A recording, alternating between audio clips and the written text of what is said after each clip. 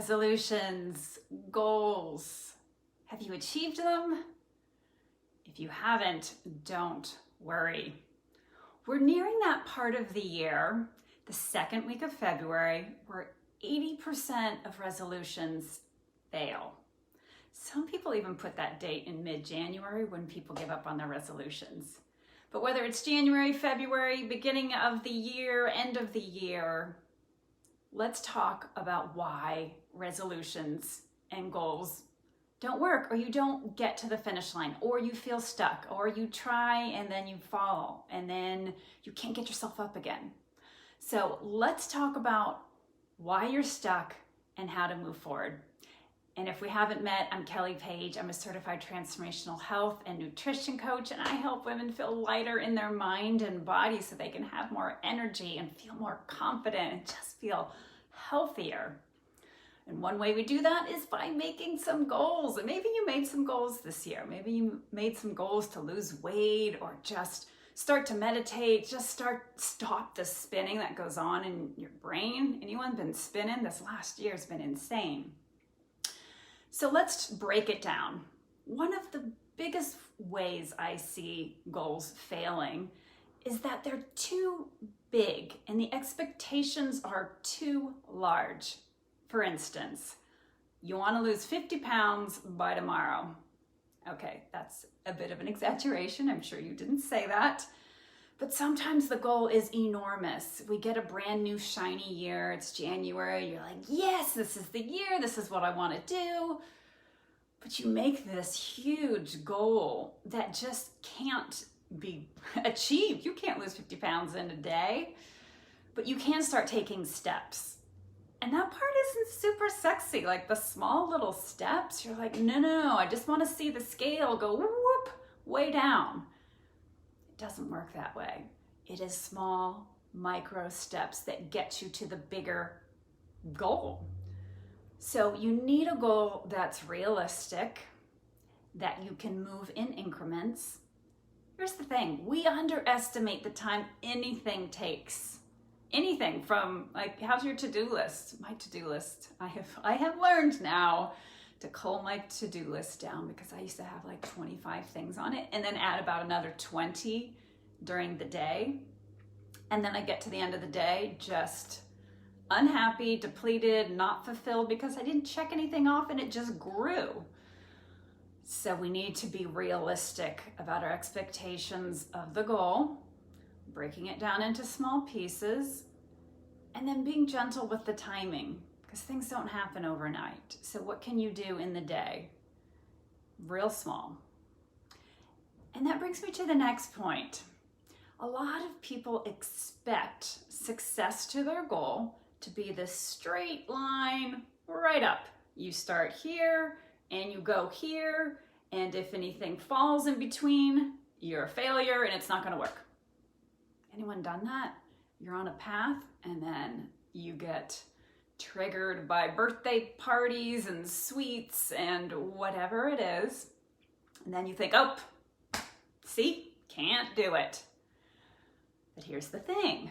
It's not a straight line. The goal is not always a straight line. You start going up, you take a little path down, you go up, you go down, you go up, you go down. It's a few steps forward, it's a few steps back.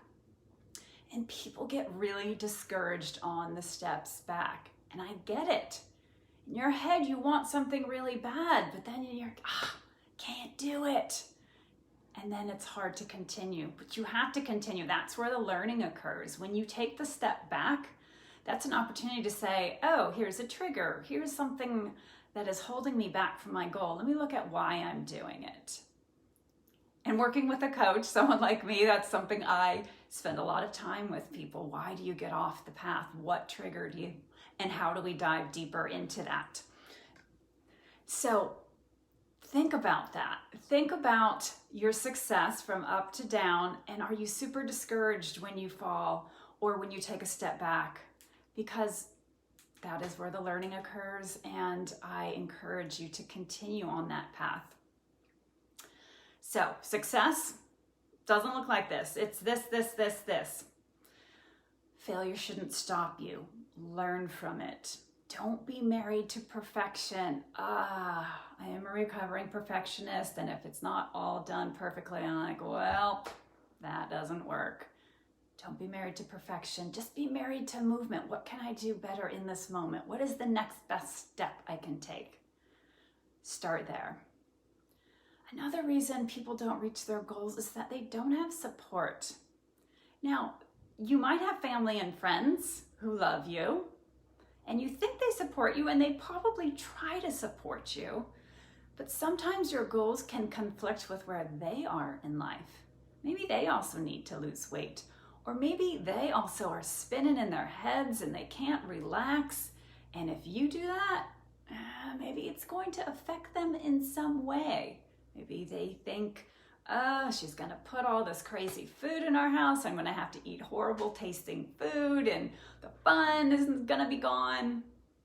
It's really hard when you don't have that kind of support in your household or outside of your household to get you through to the goal that you want. Sometimes people are threatened by your goals, and it might mean they have to look within. So it can be really hard to get the right support, and that's why I love working with women to help them clear their obstacles so they can keep moving forward. I can hold them accountable. I can be unbiased and work with them to get where they need to go.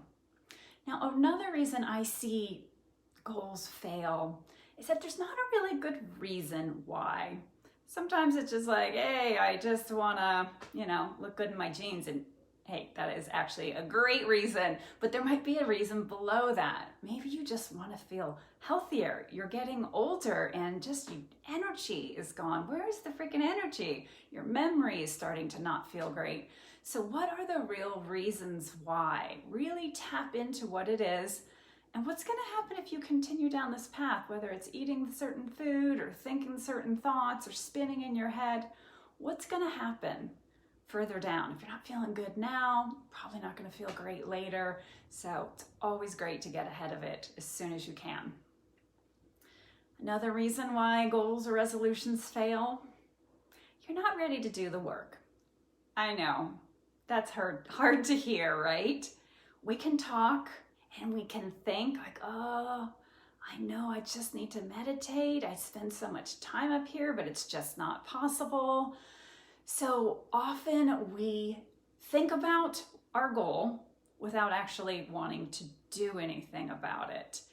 And sometimes we think that thinking about the goal, like, yeah, I do want to feel just more relaxed. And if I just meditate, I know I'm going to feel better. And we think that's actually doing something, just the thinking about it. But we actually have to put some practices in action. And again, these are the micro steps. These are small steps. These are like, try sitting in the morning for 5 minutes and just focusing on your breath, getting yourself ready for the day, getting yourself balanced, as opposed to checking your email, your phone first thing, and you're just moving to this reactionary mode. 5 minutes of just sitting still, watching your breath, getting into your body, that could make such a difference.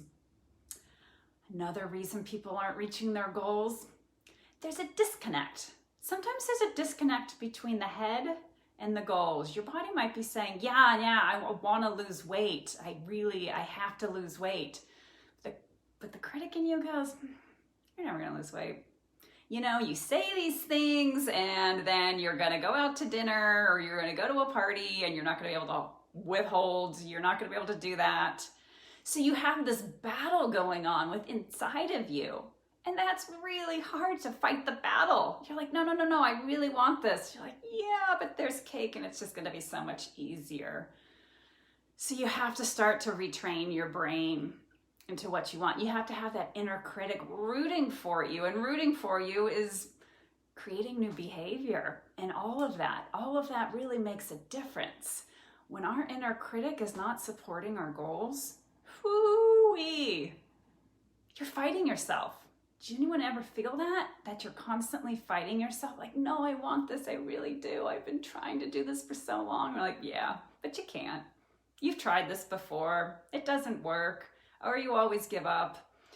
And that's that point again. I said that success is not a straight line. It's an up and it's a down.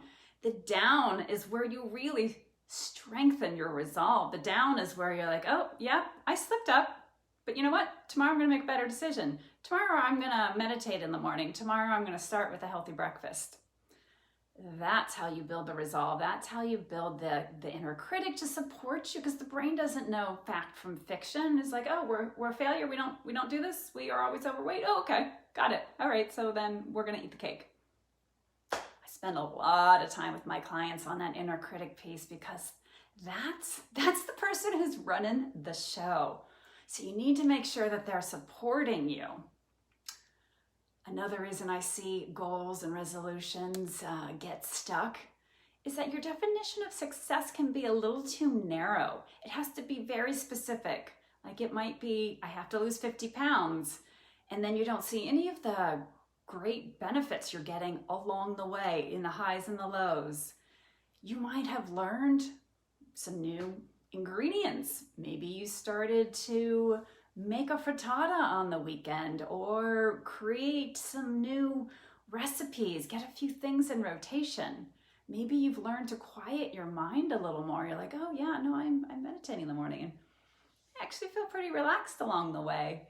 Sometimes it's subtle, but if we don't see that huge swing of the 50 pounds on the scale, then sometimes we don't feel like it's worth continuing.